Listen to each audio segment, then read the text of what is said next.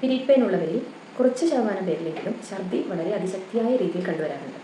Period ടൈമിൽ 10-15 തവണ ഛർദ്ദിക്കുന്നവരും ഇതുമൂലം ഡീഹൈഡ്രേഷനായി ഡ്രിപ്പ് ഇടേണ്ട അവസ്ഥ വരെ വരുന്നവരും ഉണ്ടാകാറുണ്ട്.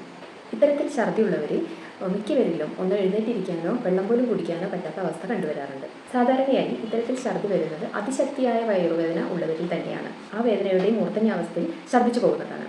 അതല്ലാതെ തന്നെ പ്രോസ്റ്റാഗ്ലാൻഡിൻസിൻ്റെ അളവ് കൂടുതലുള്ളവരിലും ഈസ്ട്രജൻ പ്രൊജസ്ട്രോൺ ഹോർമോൺസിൻ്റെ ഏറ്റക്കുറച്ചിലുള്ളവരിലും ഇത്തരത്തിൽ ഛർദി കണ്ടുവരാറുണ്ട്. മറ്റൊന്നാണ് എൻഡോമെട്രിയോസിസ് പോലെ അതിശക്തിയായ വേദന ഉളവാക്കുന്ന യൂട്രൈൻ കണ്ടീഷൻസോ അല്ലെങ്കിൽ ഓവറിയൻ കണ്ടീഷൻസോ ഉള്ളവരിലും ഇതുപോലെയുള്ള ഛർദി കണ്ടുവരാറുണ്ട്.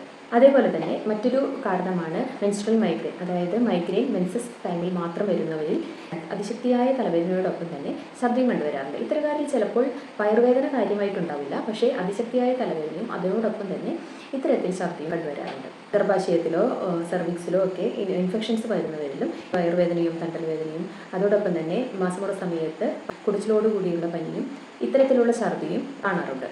മിക്കവരും ഇതേപോലെ പീരീഡ് ടൈമിൽ ഛർദി വരുമ്പോൾ അതെന്തെങ്കിലും ദഹനക്കേടാണ് എന്ന് വിചാരിച്ച് ഇഞ്ചിയോ അതുപോലെ തന്നെ ജാതിക്കയൊക്കെ അരച്ച് കഴിക്കുകയാണ് പതിവ്. പക്ഷേ ഇതിനുള്ള കൃത്യമായ കാരണം കണ്ടെത്തി ചികിത്സിക്കുകയാണെങ്കിൽ എല്ലാ മാസവും ഇതുപോലെ വരുന്ന ഛർദി നമുക്ക് പൂർണ്ണമായി മാറ്റിയെടുക്കാൻ കഴിയുന്നതാണ്. നിങ്ങൾക്ക് ഇത്തരത്തിൽ പീരീഡ് ടൈമിൽ വയറുവേദനയല്ലാതെ മറ്റെന്തെങ്കിലും ബുദ്ധിമുട്ടുകൾ ഉണ്ടെങ്കിൽ അത് താഴെ കമൻറ്റ് ചെയ്യുമല്ലോ. Thank you.